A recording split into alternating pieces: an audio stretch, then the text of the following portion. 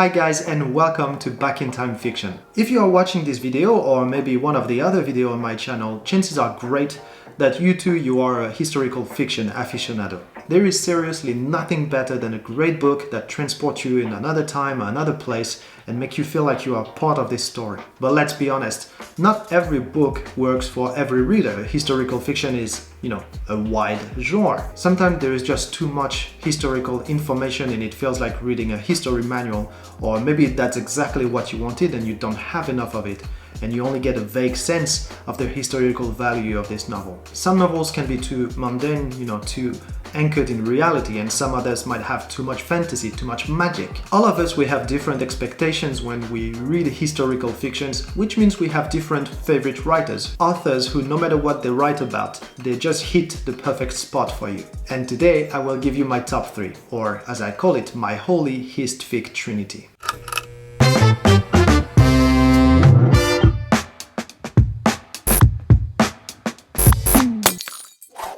The way I look at it, there are 3 criteria that are critical to a great novel: the writing, the story, and the characters. And in my top 3, each writer is a champion at one of those criteria. Obviously, they are very good at the 3, but particularly at 1. Let's start with the writing. That is the part of the book that makes you read more than 1 or 2 pages. If the writing is not to your liking, if you don't really enjoy the style, it will be very difficult to keep going and you will just move on. I won't name it, but I remember having been extremely disappointed by a book about Genghis Khan, who is a character and a story I really like. And that's simply because the writing was actually fairly dull. I think I read maybe 20-30 pages and I decided to give up. So, in historical fiction, my champion of writing is Robert Law. No surprise here, I already mentioned it in a previous video. Robert Law just has such a beautiful way with words, especially the dialogues. When you read those dialogues, you can hear the accents of the characters, you can really feel their emotions. It's never flowery and it's never dull. I really like everything about Robert Law's writing. It can be a bit tricky sometimes. The first chapter of The Lion Wakes, for example, is probably the most complicated chapter I've ever read. But once you start to understand the mechanism, it's crazy beautiful. So, writing, Robert Law. Second point, the story. And here I have to name Bernard Cornwell.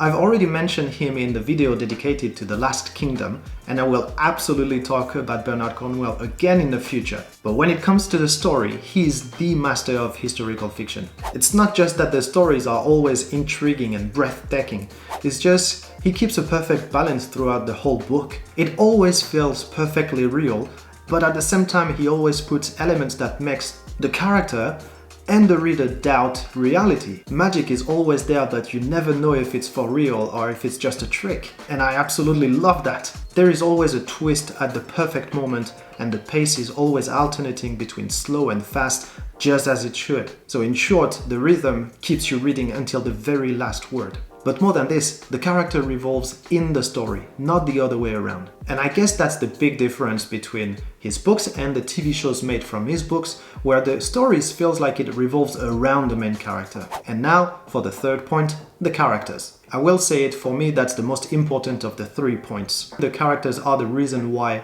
you can really connect with a book, why you can remember all the details even years later, and of course why you can finish reading a novel without losing any motivation. Personally, I'm a sucker for secondary characters, and usually I care more about them than the main characters, but a great writer will make me care about the main characters and all the other characters, bad guys included. And to me, the author who writes the best character in historical fiction is Giles Christian. We will talk again about Giles Christian in the future, but I'm a big fan of his work, especially because of those characters that he puts on paper. Characters like Sven the Red or Bram Bear, they give so much color, so much flavor to the trilogies they appear in, like Raven and The Rise of Sigurd. Giles Christian's main characters are always super interesting, but the secondary characters also bring something very good to the table. And I really feel like his craft went a step higher in Lancelot and Camelot, where the relationship between the main characters and the people around them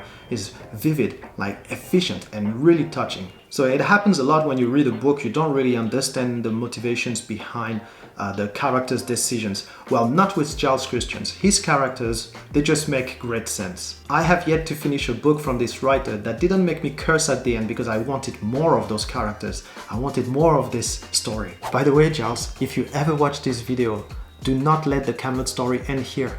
You can't leave us like that. You just can't. Please.